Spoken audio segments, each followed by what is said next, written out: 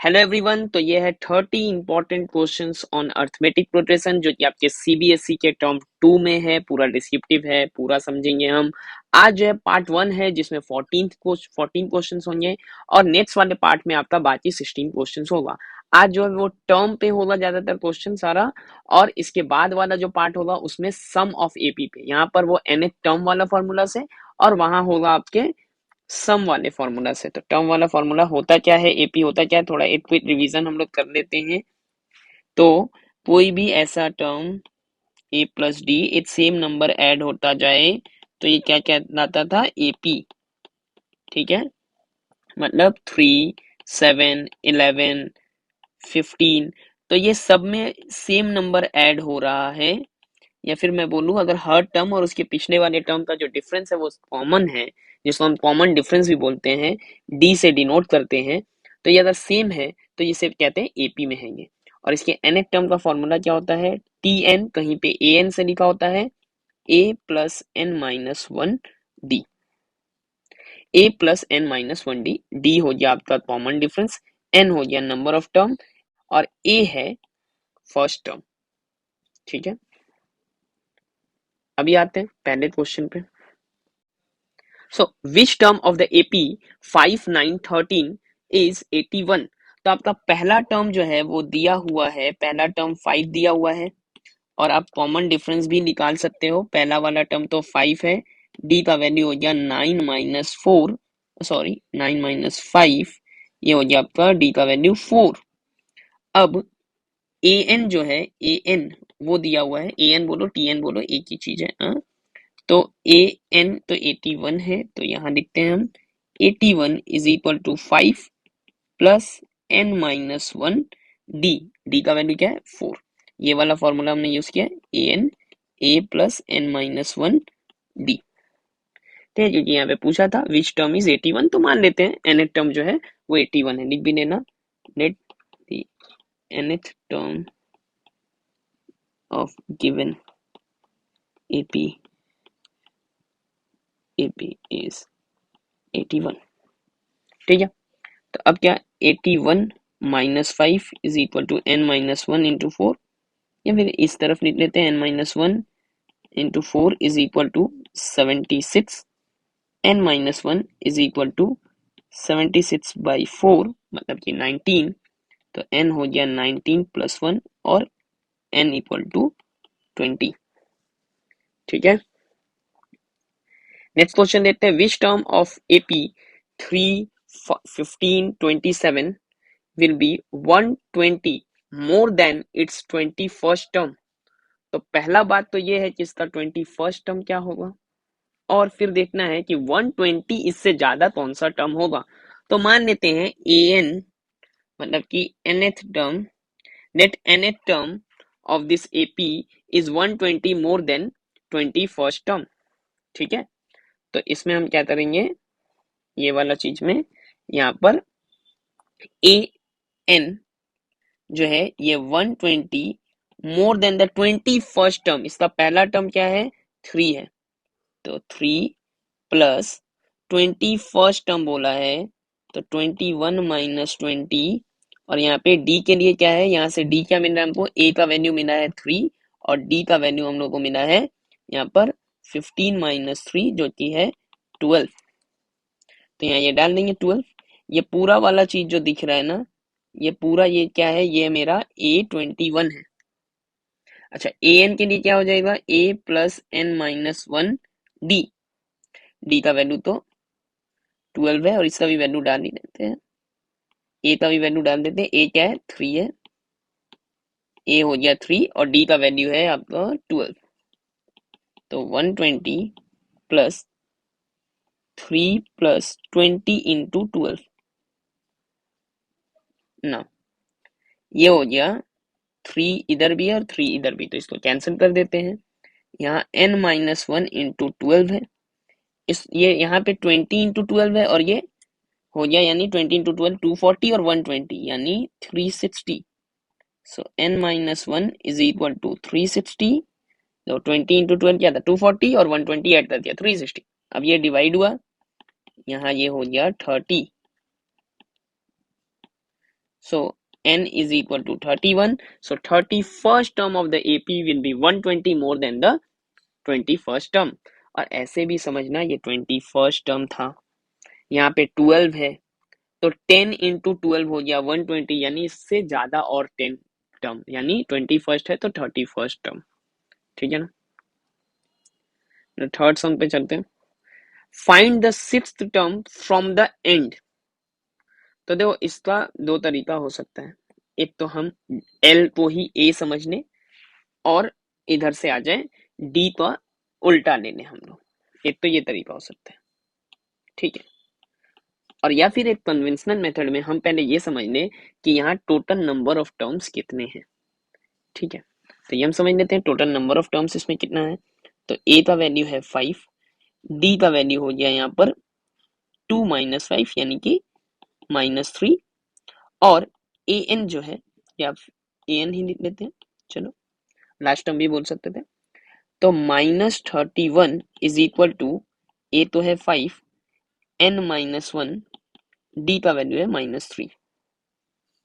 ठीक है, अब ये -3 यहाँ से 5 इधर आया, -31 -5 इक्वल टू n-1 इंटू -3। ठीक है, तो इसको इस तरफ लिखते हैं, ये जो रिक्वायर्ड है लेफ्ट साइड में लिख लेते हैं। -3 यहाँ -36 होगा, -3 से डिवाइड कर लेते हैं। ठीक है, तो ये जस्ट मैंने लेफ्ट टू राइट लिखा है, साइन नहीं चेंज किया। ठीक है, अभी कर लेते हैं हम लोग, दोनों का ही नहीं किया साइन चेंज, बस इसको यहाँ लिख दिया है। अगर आप चाहो तो डायरेक्टली ऐसा भी कर ही सकते हो कि इसको इस तरफ लाए तो यहाँ का माइनस हटा दो और यहाँ का भी माइनस हटा दो।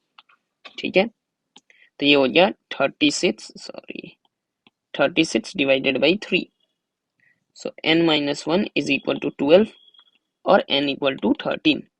अभी आपको पता चल गया कि लास्ट टर्म जो है वो है 13th टर्म, n का वैल्यू है 13th। तो कभी भी एंड से कुछ भी टर्म आपको बोला जाए, जैसे आप समझो इस चीज को, आपके पास यहाँ पर total A1, A2, A3, A4, A5, A6, A7 term ही होता, और आपसे बोला जाता है third term from the end, तो आप क्या करते हैं 7 - 3 + 1, ये आपको मिल जाता 5, A5। तो यहां जो बोला गया है sixth term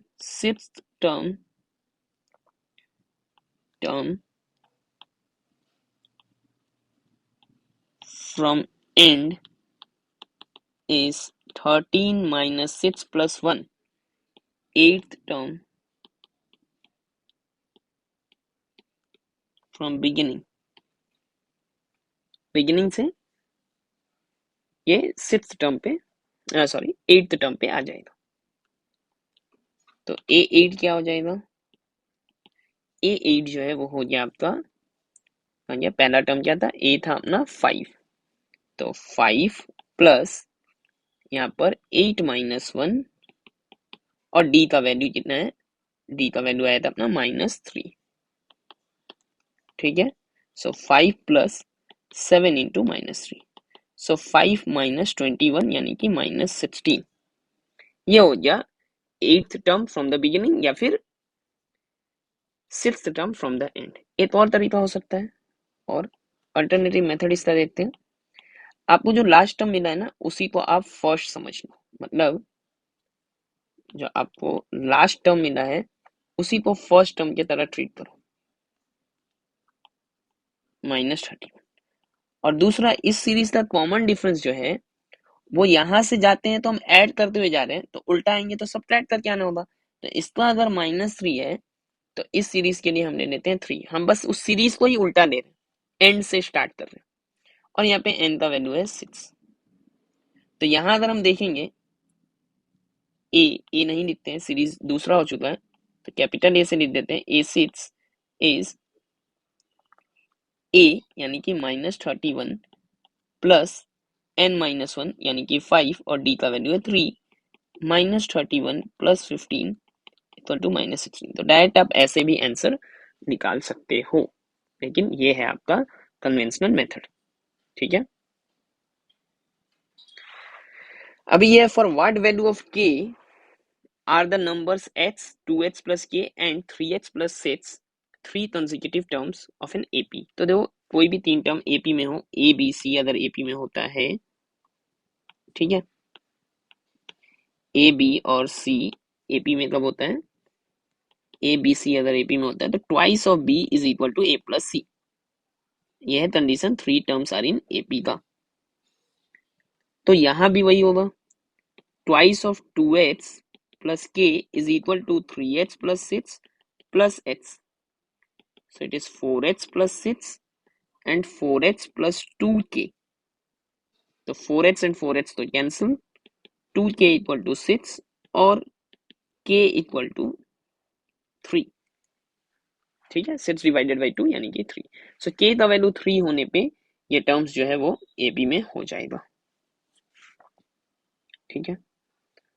Now the nth term of an AP is 7 minus 4n. Find the common difference.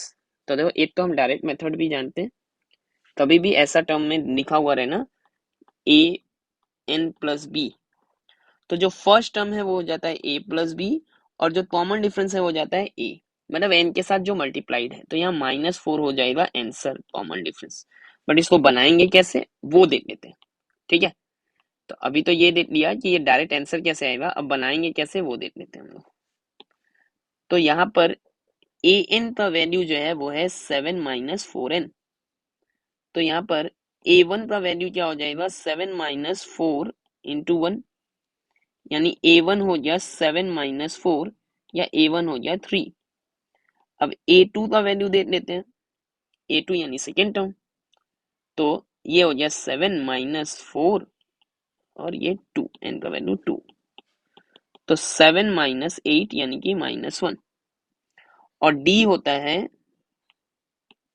a2 minus a1, यानी कि d का वैल्यू हो जाएगा -1 माइनस 3 यानी -4, ठीक है। यहाँ ब्रैकेट लिखने की जरूरत है नहीं।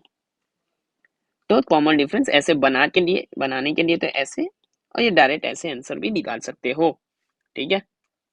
चलो देख देखते हैं how many multiples of 4 lie between 10 and 250। तो 4 का पहला जो मल्टीपल 10 के बाद मिलेगा पहले वो देख लेते हैं, तो वो है 12, यानी a का वैल्यू क्या हो गया 12, और 250 को 4 से डिवाइड कर लेते हैं, 6 टाइम्स 24, 10 2 टाइम्स, सो 62, 2 रिमाइंडर है, यानी लास्ट टर्म तो हो गया 248। ये कंप्लीटली डिविजिबल है 4 से, यानी 4 का मल्टीपल है। अब आपको a पता है, l पता है और d भी पता है। d क्या हो गया आपका, d हो जाएगा 4, क्योंकि अब every numbers at the interval of 4 वो डिविजिबल ऑफ बाई 4 या फिर मल्टीपल ऑफ 4 होगा, ठीक है ना। क्योंकि 12 के बाद 16 फिर 20 फिर 24 ऐसा आएगा ना, 12 16 20 एंड सो ऑन 248 तक। सो 248, ठीक है, वो फॉर्मूला लिख देना, A N is equal to A plus N minus 1 D, इसको एल लिखो या फिर ए एन लिखो, ठीक है। यहाँ पे लास्ट टर्म बोल रहा हूँ। तो 248 इज इक्वल टू ए यानी कि 4, एन माइनस 1 और डी का वैल्यू है आपका कितना, ये डी का क्या, डी था 4। पहला नंबर फर्स्ट टर्म 4 नहीं है, फर्स्ट टर्म है 12। तो n minus 1 into 4 is 248 by, not 248 by क्या हो रही है, प्लस है ना तो माइनस होगा, -12। सो n माइनस 1, 248 -12 हो जाएगा ये 236 डिवाइडेड बाई 4, तो ये हो गया 59, ठीक है। n is equal to 59 plus 1, so n हो गया 60, तो टोटल 60 नंबर्स होगा जो कि मल्टीपल ऑफ 4 होगा, ठीक है।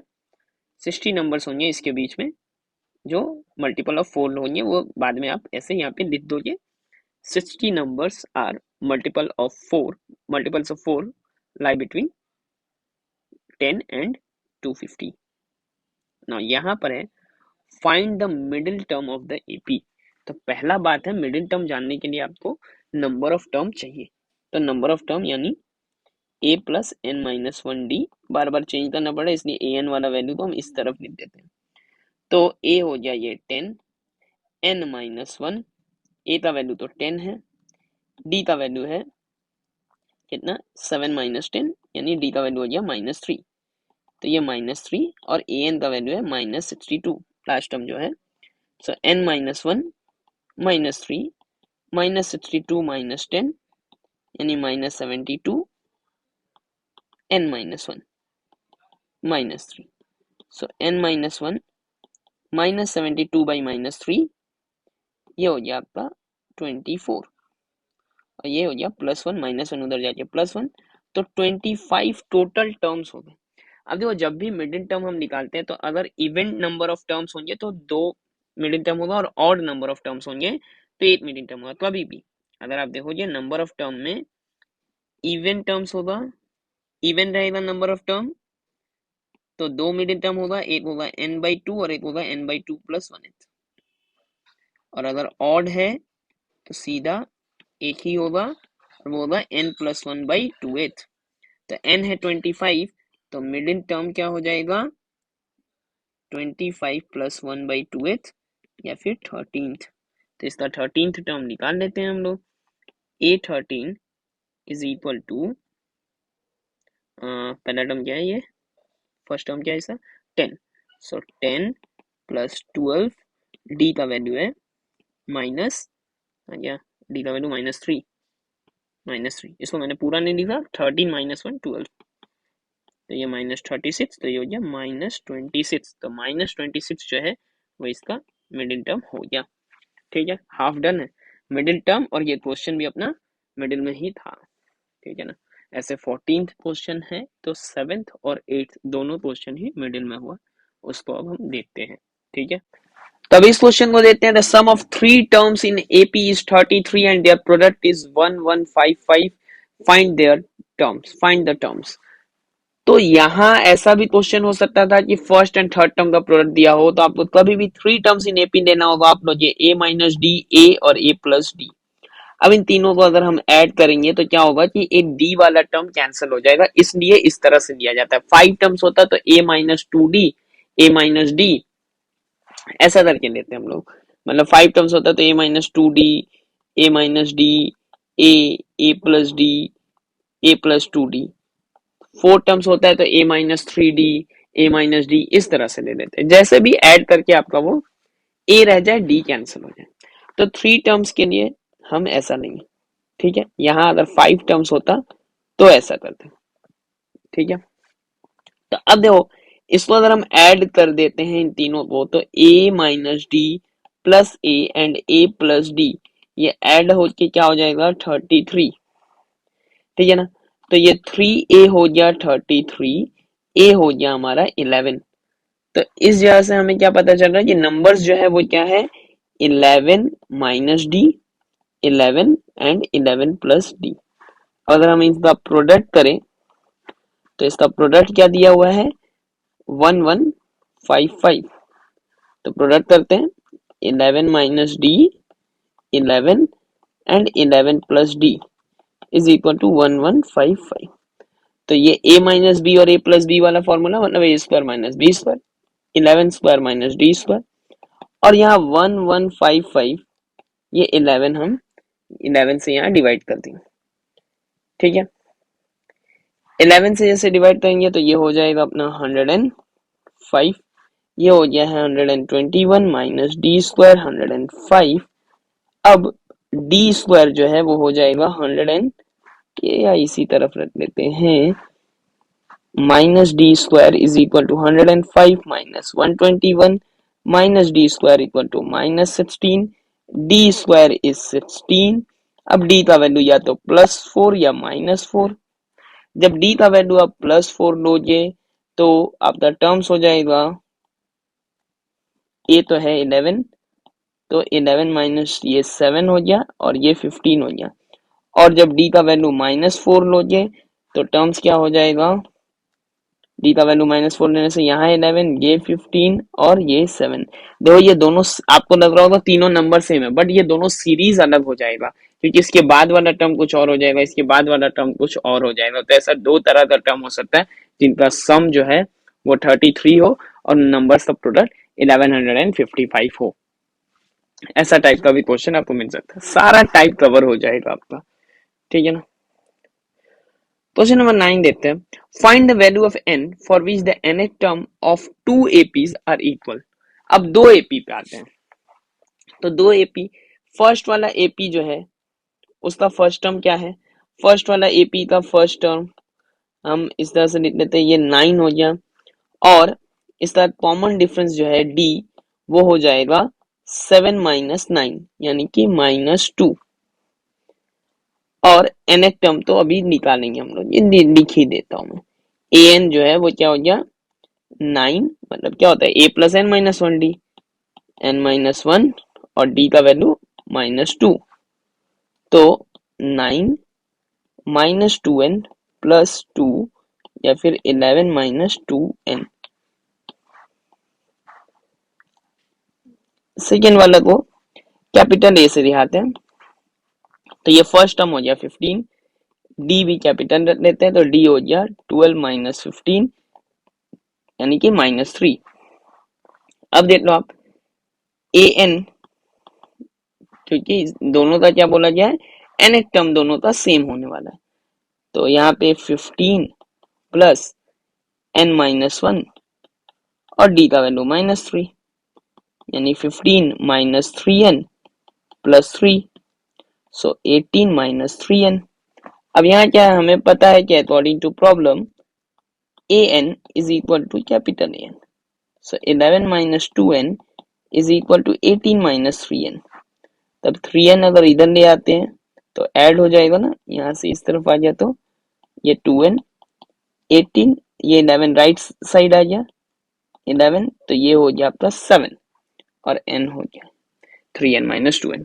तो सेवेंथ टर्म जो है वो दोनों का सेम होगा, आप क्रॉस चेक कर सकते हो, इसका सेवेंथ टर्म निकाल लो, तो 9 प्लस 6 इंटू डी का वैल्यू तो -2 है, यानी वैल्यू आ जाएगा -3, कैसे, ये होगा -12, यह है 9 आ गया -3। अब ये 15 है, 15 प्लस कितना nth टर्म ही था, सेवेंथ टर्म था ना, तो 6 इंटू -3 यानी 15 माइनस 18 -3, यानी जो आंसर आया वो सही है, चेक भी कर लिया हमने, ठीक है। तब इस क्वेश्चन को देखते हैं, the 17th term of an AP exceeds its 10th term by 7, find the common difference. तो इसका 17th टर्म, किसी भी एपी का 17th टर्म जो है उसके 10th टर्म को 7 से एक्सीड करता है, उसके 10th 7 ज्यादा है, सिंपल सा बात हो गया कि A17 माइनस A10 ये जो है वो 7 है, अब पूछा गया है कॉमन डिफरेंस, अब बताओ।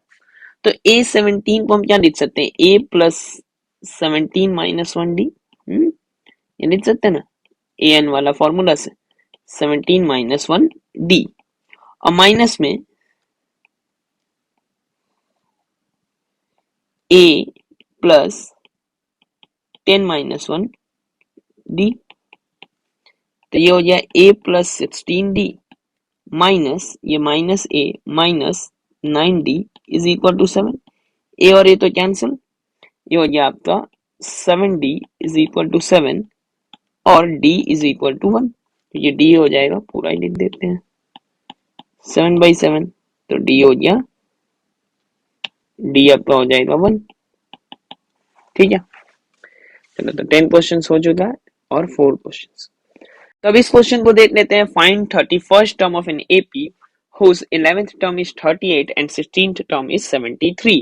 अभी तो इसमें हम लोगों को थोड़ा सा एलिमिनेशन मेथड, वो साइमल्टेनियस लीनियर इक्वेशन सॉल्व करते थे, वो यूज में आने वाला है, तो लिंक डिस्क्रिप्शन में देख सकते हो, 5-7 मिनट का वीडियो है, देख लो, ये तो अच्छे से समझ में आ जाएगा।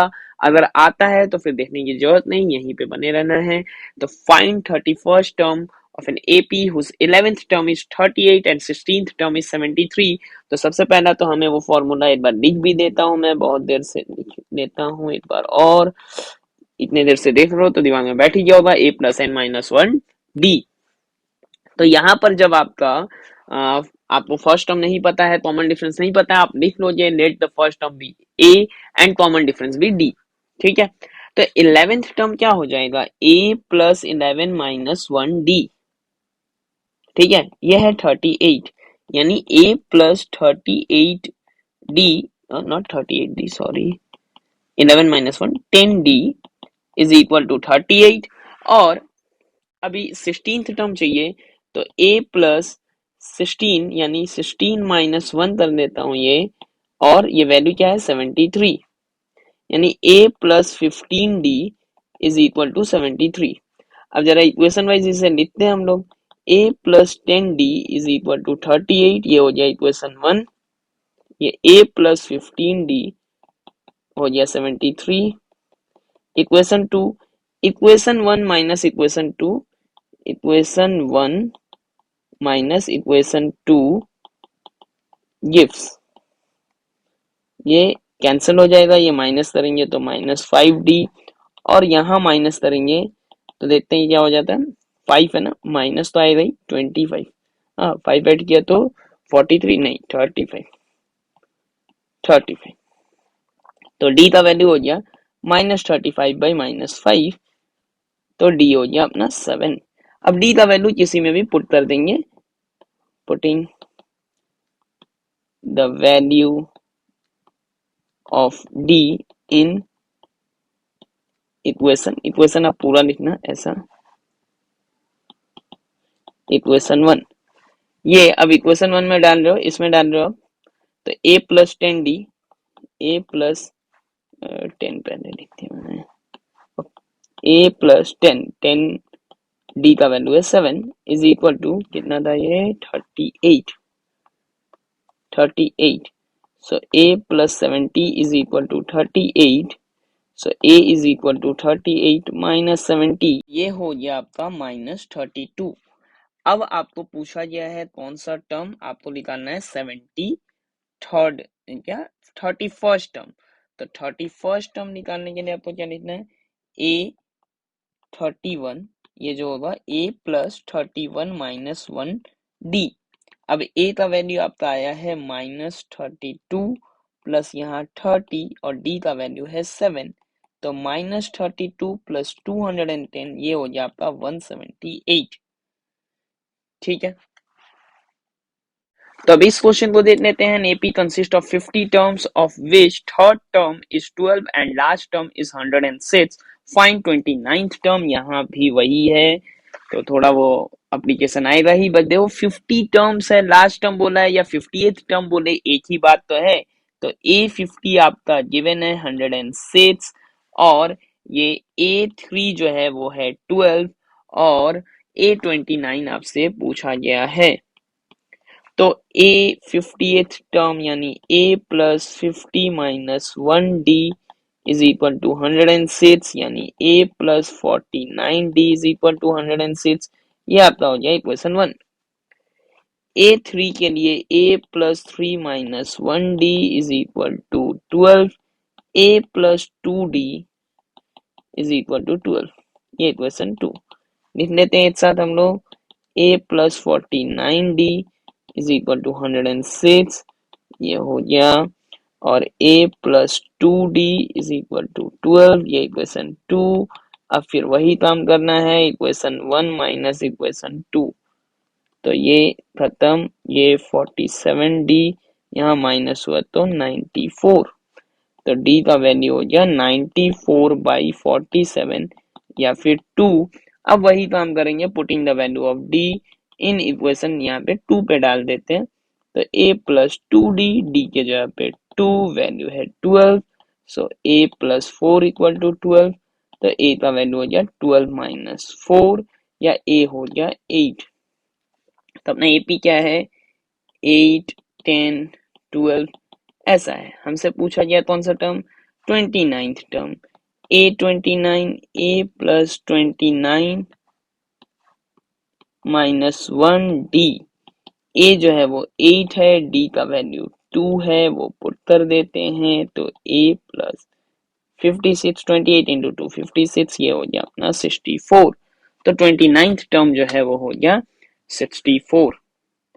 अब बचा है लास्ट दो क्वेश्चन सो 2 APs have दो बार है आ गया ये have the same common difference the difference between their 100th term not 100th term is 100 what is the difference between their 1000th term दो एपी है, पहले तो मान लो ये टर्म्स ऐसे लिख देते हैं, तो ये ए हो गया पहला टर्म, या चलो ठीक है ए लिख देते हैं और इसको कैपिटल ए लिख देते हैं, और यहाँ डी और यहाँ पर डी, क्योंकि कॉमन डिफरेंस तो सेम है। तो ए एन अगर इसका लिखेंगे हम लोग तो क्या लिखेंगे, A plus N minus one D, या फिर ए हंड्रेड जब लिखेंगे तो A plus hundred minus one D, या फिर ए हंड्रेड जो है वो हो जाएगा ए प्लस 99 डी। और यहाँ अगर करते हैं हम लोग ए हंड्रेड लिखते हैं तो A plus hundred minus one D, या फिर ए प्लस 99 डी। अब डिफरेंस पूछा गया है A hundred minus A hundred का, ठीक है, दो अलग सीरीज का, तो इनका डिफरेंस जो है A plus 99 D minus A plus 99 D. तो ये हो गया ए प्लस 99 डी माइनस ए माइनस 99 डी, ये कैंसिल हो गया, तो हो गया ए माइनस ए और इसका वैल्यू है 100। ये अभी बड़ा काम में आएगा। तो अब पूछा गया 1000 टर्म का, तो 1000 टर्म में ए 1000 क्या हो जाएगा, A plus 1000 minus one D, या फिर ए प्लस 999 डी, और ए हंड्रेड दूसरा वाला जो सीरीज है 1000, सॉरी दो सीरीज है, एक ऐसा ए प्लस डी, ऐसा वाला एक ए प्लस डी, ये वाला दोनों सेम कॉमन डिफरेंस। तो अभी ये ए है, यहाँ पर 1000 माइनस वन डी, अरे यहाँ कौन सा ए लिख दिया मैंने, ए। अब ये यही वाला चीज हमसे पूछा गया निकालने को, ए 1000 माइनस ये वाला था 1000 टर्म, इसका डिफरेंस निकाल लेते हैं हम लोग, ए प्लस 999 डी माइनस ए प्लस, ये भी तो वही हो जाएगा, ए प्लस 999 डी, ठीक है। सो ए प्लस 999 डी माइनस ए माइनस 999 डी, ये और ये कैंसिल, ए माइनस ए, और इसका वैल्यू तो आप 100 निकाल चुके हो। तो एक बात हमेशा याद रखना, अगर कॉमन डिफरेंस सेम है तो जो उनके 100 टर्म का डिफरेंस होने वाला है वही फर्स्ट टर्म का भी डिफरेंस है, वही सेकेंड टर्म का भी डिफरेंस है, वही nth टर्म का भी डिफरेंस है। तो ये डिफरेंस अगर 100 टर्म का 100 है तो 1000 टर्म का भी 1000। मान लो 100 टर्म का डिफरेंस 50 होता तो 1000 टर्म का भी 50 होता। बहुत लोग ऐसा कंफ्यूज हो जाता है कि 100 टर्म का 50 तो 1000 टर्म का 500, ऐसा नहीं है, डिफरेंस सेम रह जाएगा क्योंकि सेम कॉमन डिफरेंस है। तो जहां वो दोनों ही बढ़ रहे बट दोनों सेम रेट से ही बढ़ रहे, दोनों में सेम ही चीज ऐड किया जा रहा है, तो ऑलवेज वो दोनों चीज का डिफरेंस सेम रह जाएगा, ठीक है। आप सिंपली सोचो ना कि आप इस पॉइंट से शुरू करते हो कोई और इस पॉइंट से शुरू करता है और दोनों एक ही स्पीड से जाते हो, तो हर एक टाइम पे आप लोगों का जो स्टार्टिंग का डिस्टेंस था वही रह जाएगा, ठीक है। तो वो तभी चेंज नहीं होने वाला है। इसीलिए अगर कॉमन डिफरेंस दो एपी का सेम है तो उनके हर टर्म का, हर कॉरेस्पॉन्डिंग टर्म का डिफरेंस जो है वो कांस्टेंट रहेगा। ये तो बहुत ही इंपॉर्टेंट क्वेश्चन है, that pth term of an AP is Q and qth term is P होगा यहाँ पर, qth term is P, then so that its nth term is P plus Q minus N, ठीक है। तो यहाँ हम लिखेंगे वही, फर्स्ट टर्म को ए ले लेते हैं, कॉमन डिफरेंस को हम ले लेते हैं डी, तो ए पी जो है वो हो जाएगा A plus P minus one D. तो हम ऐसा लिख सकते हैं that A plus P minus one D is equal to Q, और सिमिलरली हम लिख सकते हैं A plus Q minus one D is equal to P. इसको लिखता हूं मैं इक्वेशन 1, इसको इक्वेशन 2, इसको अच्छे से समझना। यहाँ कर दिया माइनस, यहाँ जैसे किया माइनस, तो P minus one D minus Q minus one D, ये पूरा ब्रेक करके समझा रहा हूँ, और ये Q माइनस पी। अब इस d को अगर हम कॉमन रखते हैं तो p minus one minus Q plus one, यहाँ माइनस क्यू और माइनस माइनस प्लस वन, तो यहाँ माइनस वन प्लस वन, ये तो कैंसिल। अब यहाँ पर p माइनस क्यू है ये, तो ये p माइनस क्यू, और यहाँ पर d है, यहाँ d है, और ये है q माइनस p। तो d का वैल्यू हो जाए q minus P divided by p minus Q, तो ये तो अल्टीमेटली हो जाएगा वन। ये एक्चुअली ये माइनस वन हो जाएगा, क्योंकि ऊपर q माइनस पी और इधर p माइनस क्यू, तो ये हो गया माइनस वन। ठीक है, क्योंकि ये माइनस कॉमन लेते हैं यहाँ पे p माइनस क्यू को, यहाँ लिख ही देता हूँ मैं ऐसा, क्या है, ये माइनस कॉमन ले लिया और लिख दिया p माइनस क्यू, तो माइनस वन। अब d का वैल्यू माइनस वन हम किसी एक में डाल देंगे, पहला वाला यही वाला equation a plus P minus one D is equal to Q, इसी में डाल देते हैं d का वैल्यू माइनस वन। तो ये माइनस उधर गया तो प्लस हो गया राइट साइड में जाके, तो q plus P minus one, ये हो गया आपका फर्स्ट टर्म, और d का वैल्यू तो आपका माइनस वन है। अब पूछा गया है आपसे nth टर्म, तो निकाल लो आप an निकाला तो a plus n minus one D. अब a का वैल्यू है q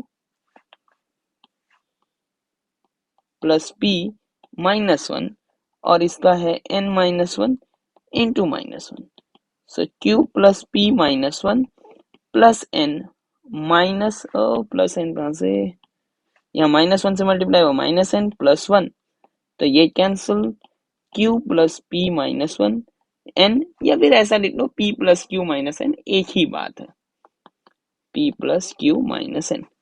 हो गया ये प्रूफ।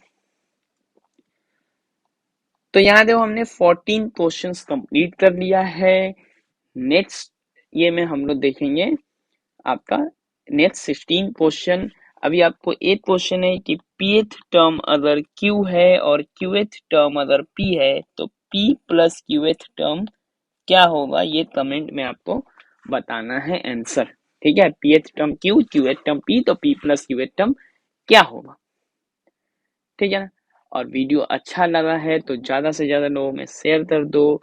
चैनल को अगर सब्सक्राइब अभी तक भी नहीं किया तो अब कर ही लो, और अच्छा है वीडियो तो लाइक करो।